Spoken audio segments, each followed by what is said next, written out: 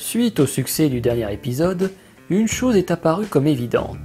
Les vidéos qui ont le plus de succès sur cette chaîne sont celles qui s'intéressent aux univers aquatiques. Mais aujourd'hui, le thème de l'épisode... c'est l'espace! Je m'en fous!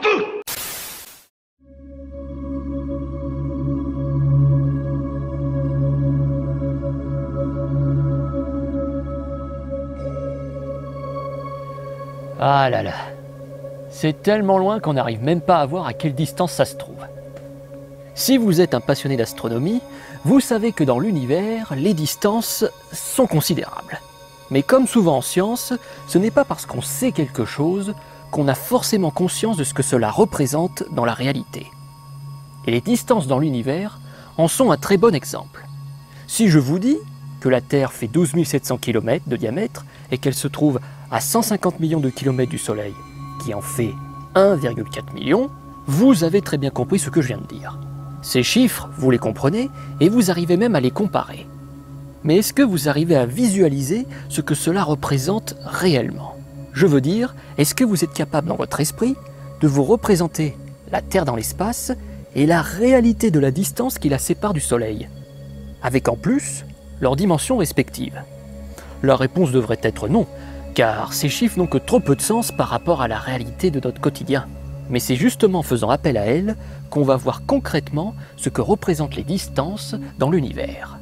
Et pour ça, on va faire le système solaire en 1 km à pied. Camoulox! Et c'est une expérience que vous aussi, vous pouvez reproduire du côté de chez vous. Allez, on y va.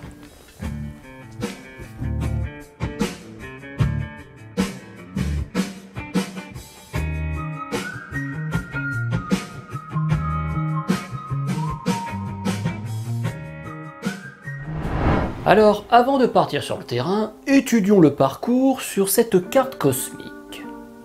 D'abord, nous avons le Soleil. La Terre se trouve à 150 millions de kilomètres de lui. Saturne, elle, se trouve 10 fois plus loin, à 1,4 milliard de kilomètres. Et Neptune, la dernière planète, se trouve à 4,5 milliards. Après, le système solaire ne s'arrête pas ici. Après Neptune, on a le réservoir de comètes, qui lui s'étend beaucoup plus loin, jusqu'à 5000 milliards de kilomètres. L'étoile la plus proche de nous, elle, se trouve à 40 000 milliards de kilomètres. Là, les distances deviennent tellement grandes qu'on ne parle plus en kilomètres, mais en années-lumière. 40 000 milliards de kilomètres, ça correspond environ à 4 années-lumière. Notre galaxie, la Voie lactée, fait 100 000 années-lumière de large. Andromède, notre galaxie voisine la plus proche, se trouve à 2,5 millions d'années-lumière. Et enfin, la galaxie la plus lointaine qu'on ait observée se trouve à 32 milliards d'années-lumière.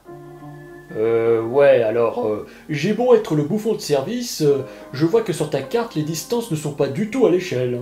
Évidemment, sinon, il n'y aurait pas la place. Alors justement, pour se rendre compte de la réalité de ces distances, démarrons notre expérience du système solaire en 1 km à pied.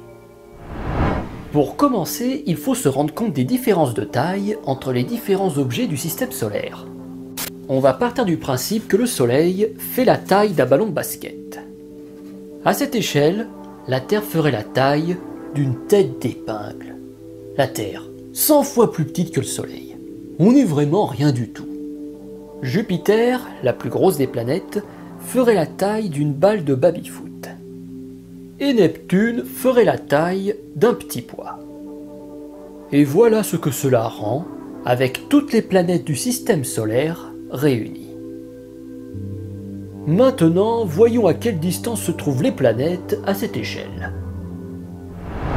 Le Soleil est placé ici. Il est le point de départ de notre expérience. C'est pourquoi, direction la première planète.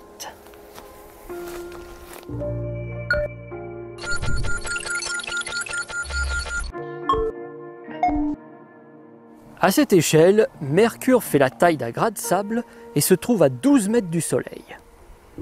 C'est proche et en même temps c'est loin. Un grain de sable à 12 mètres d'un ballon de basket, ça laisse beaucoup de vide. On continue.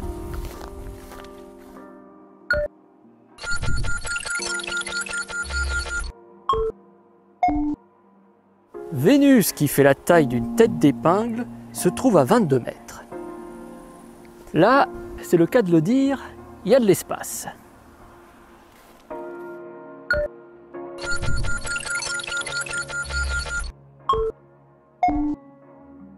La Terre, qui elle aussi fait la taille d'une tête d'épingle, se trouve à 30 mètres. Vu d'ici, le Soleil a la même taille apparente que le vrai qui se trouve dans le ciel. Donc s'il y a une information à retenir, c'est que la Terre est une tête d'épingle qui se trouve à 30 mètres d'un ballon de basket qu'est le Soleil. Voilà ce que représente la réalité des distances entre ces deux astres. Et la Lune, elle, qui fait la taille d'un grain de poussière, se trouve à 7 cm de la Terre. Et bien sûr, elle lui tourne autour. C'est vachement proche en fait. Oui, c'est vrai, mais n'oublions pas qu'on parle d'une tête d'épingle et d'un grain de poussière.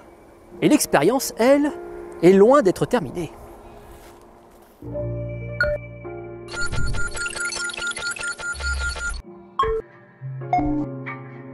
Mars, qui fait la taille d'un grain de sable, se trouve à 46 mètres. Jusqu'ici, on n'a pas fait de grosses distances et le Soleil est encore bien visible. Mais au-delà, les choses vont changer.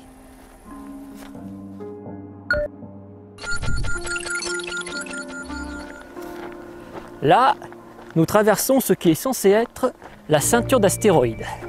Là, les distances deviennent beaucoup plus grandes.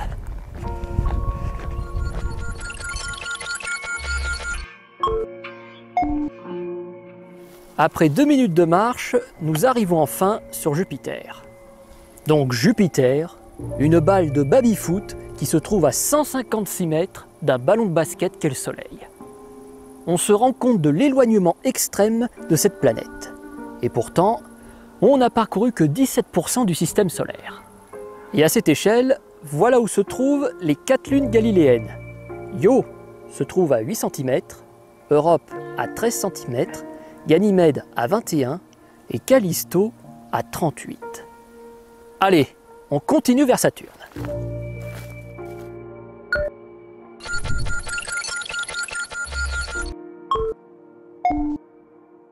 Deux fois plus loin que Jupiter, Saturne se trouve à 287 mètres.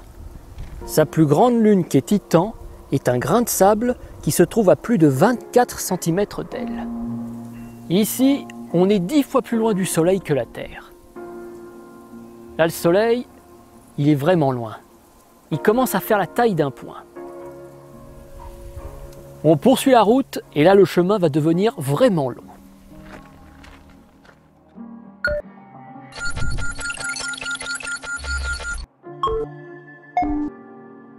Uranus, qui fait la taille d'un petit pois, se trouve à 574 mètres du Soleil. Là, le Soleil, ce n'est qu'un tout petit point. Allons voir la dernière planète, Neptune.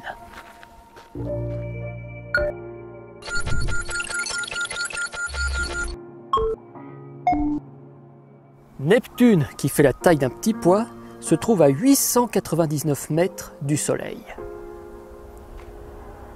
Il aura donc fallu 899 mètres et 10 minutes 42 de marche pour parcourir les 8 planètes du système solaire. Mais notre système solaire ne s'arrête pas ici. Il reste encore à parcourir le réservoir de comètes. Et vu comme il est immense, on va employer les grands moyens.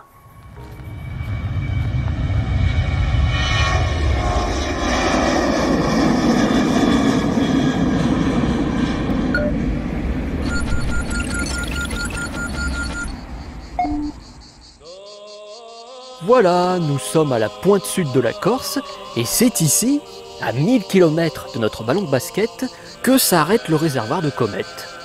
Et donc notre système solaire. Mais l'étoile la plus proche alors? Eh bien là, il va falloir prendre un long courrier.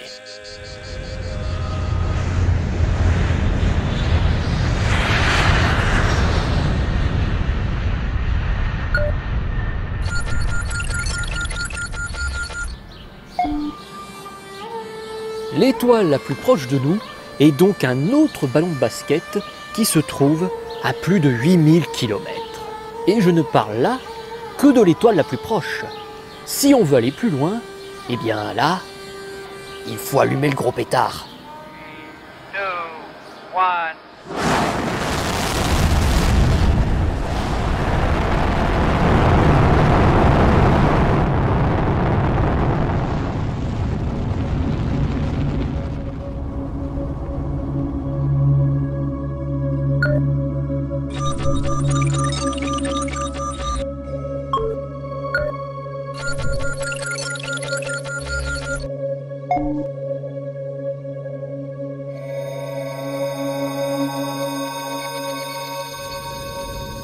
Notre galaxie, la Voie lactée, à cette échelle, s'étendrait de Mercure jusqu'à Mars. Et rappelez-vous que dans tout ça, le Soleil ne fait que la taille d'un ballon de basket, et la Terre d'une tête d'épingle. Tout ça pour dire que nous sommes microscopiques à l'échelle de notre galaxie.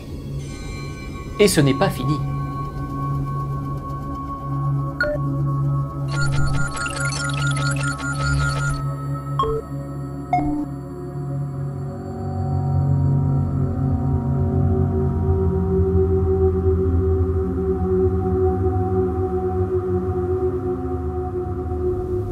Notre voisine la plus proche, la galaxie d'Andromède, mesurant à cette échelle 400 millions de kilomètres de large, se trouverait au-delà de l'orbite de Neptune.